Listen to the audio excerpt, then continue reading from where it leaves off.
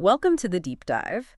Today we're looking into some really fascinating ancient beauty and healing practices. Yes, specifically Kansa Gua Sha in Ayurveda skincare. Exactly. Our sources are drawing from, well, traditions in both India, that's where Kansa metal comes in, and China for the Gua Sha technique itself. A really interesting combination. It is. So our mission here is to unpack what Kansa Gua Sha actually is, what the traditions say its benefits are for your skin, and, how you might use it. We're pulling this straight from the material you shared. Okay, let's get into it. Kansa Gua Sha. It sounds like such a unique blend. First things first, the Kansa part. What exactly is Kansa metal, and why is it, so important in Ayurveda based on what the sources say? Well, Kansa is an ancient Indian alloy. It's primarily copper and tin. Copper and tin, okay. Yeah, sometimes a little bit of zinc mixed in too. The sources really highlight its long history in Ayurveda as a healing metal. They often call it bell metal. Bell metal, why is that? Because of its resonance, apparently. Yeah. But its main significance in the tradition is tied to its conductivity. It's believed to be the fastest known conductor of electromagnetism. Wow, okay.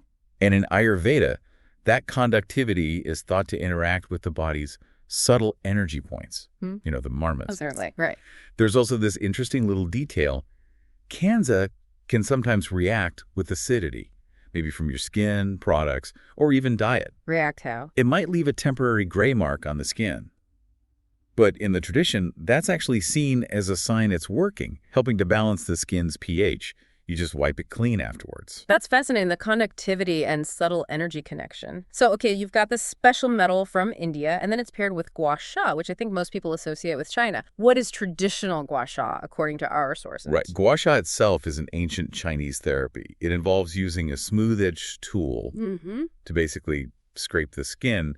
Traditionally, it was used more on the body. For what purpose? To stimulate blood flow, help with lymphatic drainage, and ease muscle tension. Over time, though, it got adapted for the face. For aesthetics. Because it works well there, too. Exactly. Especially for reducing puffiness and improving circulation. It gives the skin a more sort of vibrant appearance. So bringing these two together, Kansa and Gua Sha must offer some pretty unique benefits. Yeah. What are the key things it does for your skin based on these traditions? The synergy seems quite powerful, yeah. The combination really enhances blood circulation. Which means Well, that translates to a more natural glow, less puffiness, maybe even helping with dark circles.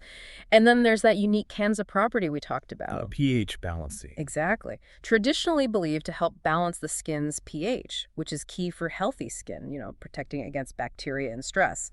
Plus, both the Kansa itself and the Gua Sha strokes are thought to aid detoxification. By supporting the lymphatic system, helping it clear out waste, and by boosting circulation and relaxing facial muscles, the practice might also soften the look of fine lines and wrinkles over time.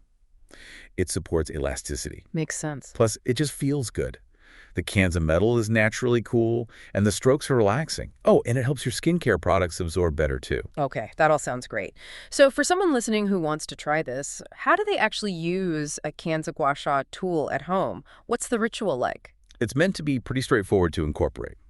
First step, always start with clean skin.